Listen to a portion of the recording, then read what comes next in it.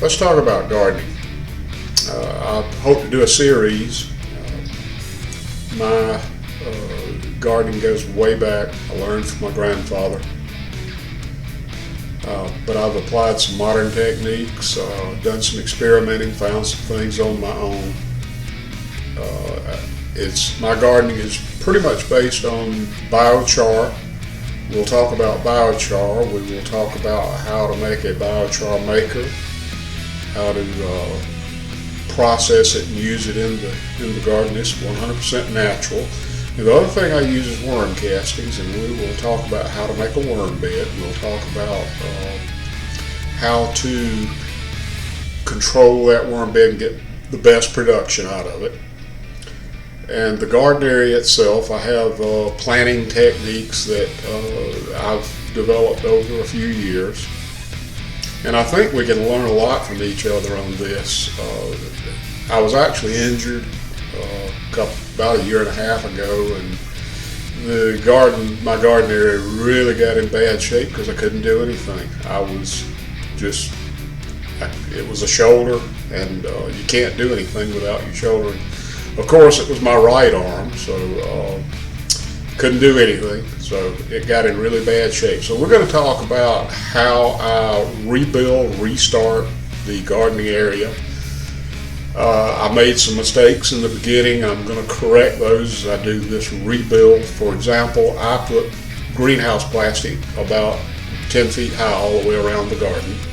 And then I used a netting shade cloth on top. I think it's a 40% sunblock.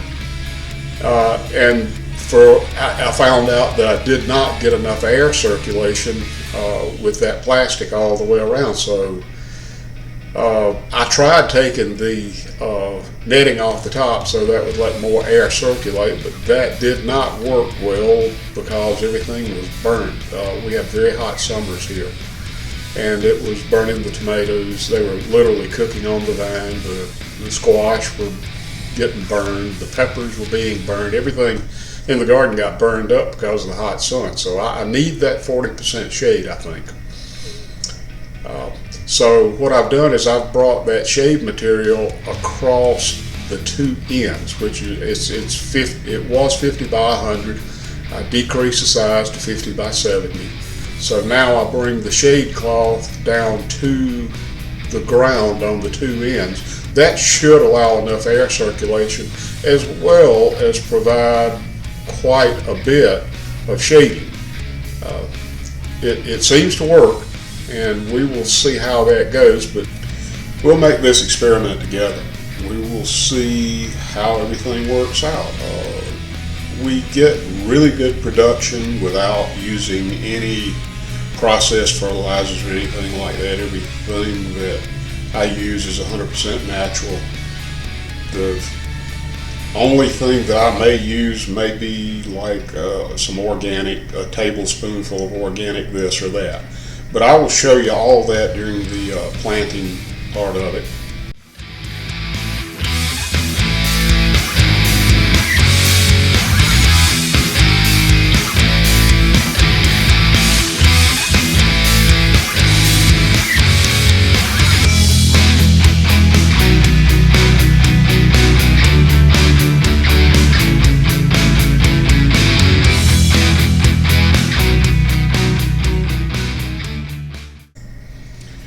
During the time that I was injured, we had some extreme weather things to happen. We had some high winds, we had some snow, which we don't normally have here.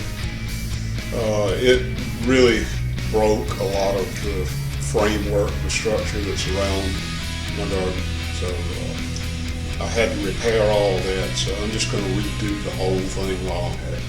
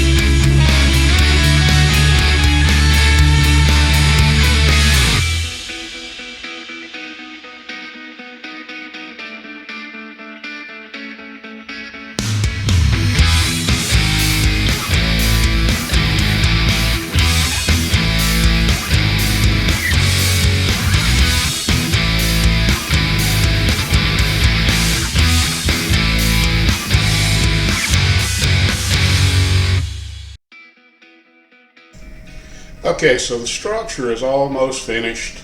We've got everything up. I say we. I have gotten everything up. I've got a little bit of trim work to do, and I've got to put a door on it. Some of you may ask, why is that structure so important to me? Well, we have a lot of wildlife in this area. We have deer, rabbits, squirrels, turtles, you name it, it'll get in the garden and it'll eat it.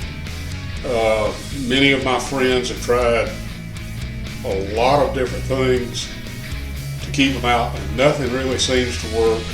So I just finally put up this wall with a top on it, and it does work. The other thing it does is it gives you more control of the environment of your garden. If you have really bad weather, it can protect the garden. We had a hailstorm recently, and had I had my normal time frame for planting, it would have destroyed the garden. So it does a lot of things. So in my opinion, it is necessary. It's a little bit costly and it's a lot of work, but once it's up, you're done. You know, it's good for 5 or 6 years until you have to redo it. So the next video we're going to do is going to be about planting. I will show you the techniques. It will include how some of the watering techniques I've come up with, how I plant using the biochar, how I plant using the worm castings, and the few little things that I add to the soil. Each plant is different. I put different things on each plant depending on what it is.